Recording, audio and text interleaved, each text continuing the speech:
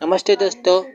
एक यहाँ पे छोटी छिपकली है और बड़ा कॉकरोच और कीड़ा है और छिपकली से मुंह में पकड़े हुए निगलने की कोशिश कर रही है खाने के लिए और वो छटपटा कर यहाँ से निकल जाता है। मुंह में छिपकली ने कॉकरोच को पकड़ रखा है और अभी वहां से निकल जाएगा वो भाग के।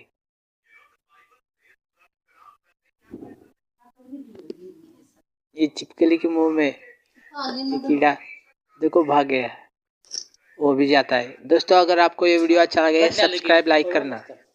Thank you.